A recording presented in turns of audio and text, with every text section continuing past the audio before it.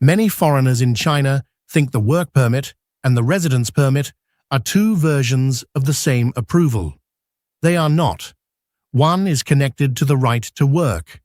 The other is connected to the right to stay. The difference sounds technical until the two records drift apart.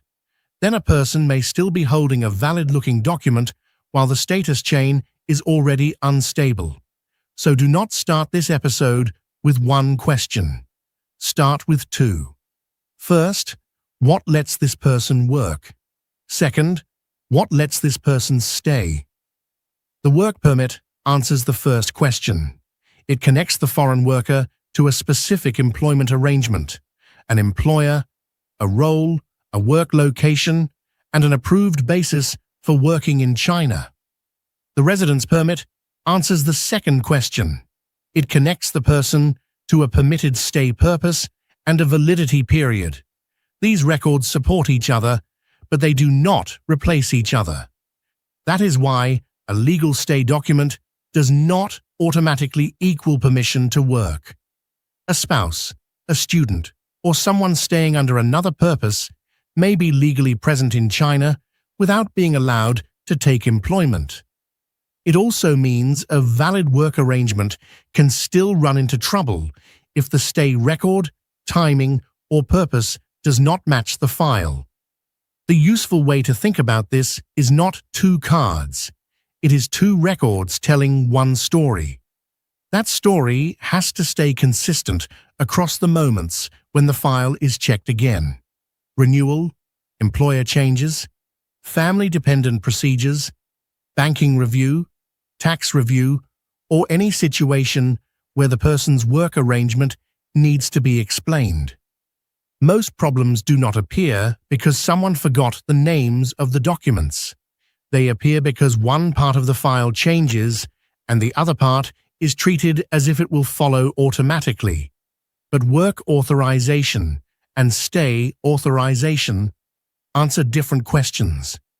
When the employer changes, the work record may need attention. When the residence purpose changes, the stay record may need attention.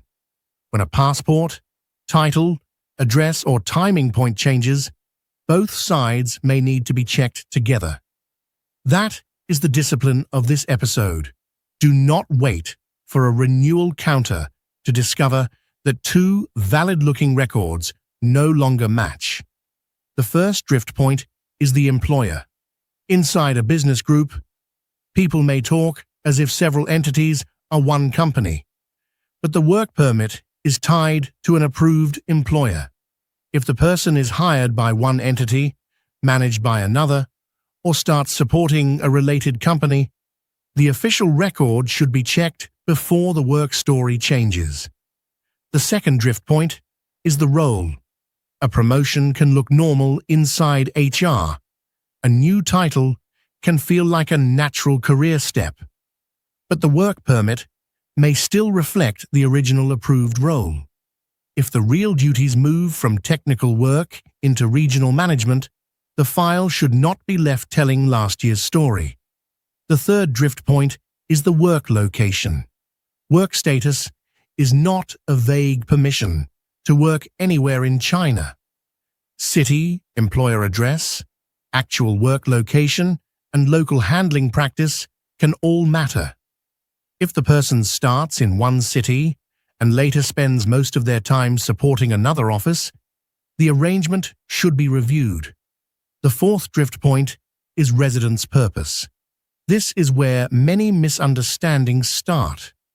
A residence permit for work is different from a residence permit for family reunion, study, private affairs, or another purpose. The word residence does not erase the purpose written into the file. The fifth drift point is expiry timing.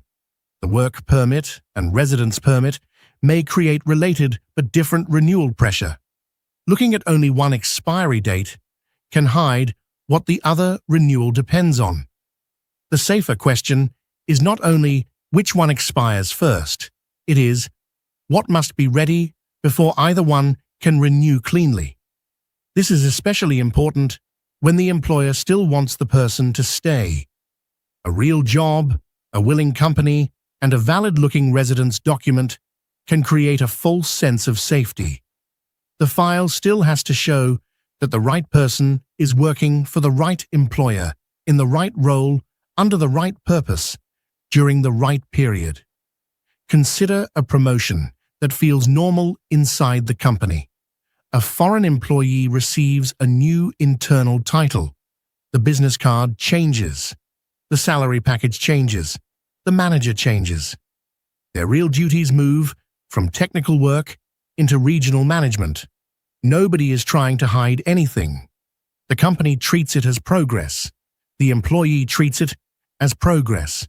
But the official work permit record still reflects the original role and the original approved arrangement. The residence permit was issued on the basis of that earlier work file. The employee then begins supporting another city and a related entity within the same group. Nothing feels urgent on promotion day. The risk appears later. During renewal, the officer looks at the title, contract, employer entity, salary, and work permit record. During a family-dependent procedure, the main applicant's file is checked again. During banking or tax review, the employment story is expected to be consistent. The promotion was not the problem. The mismatch was the problem. So the framework to save is: work does not equal stay. Check 5 points together: employer, role, work location, residence purpose, expiry dates. The main lesson is direct but important to maintain. The work permit is the approved work arrangement. The residence permit is the approved stay purpose and period. The safest file is the one where both records keep telling the same story over time. 30 days. How many of those are actually usable after entry? That is the next question.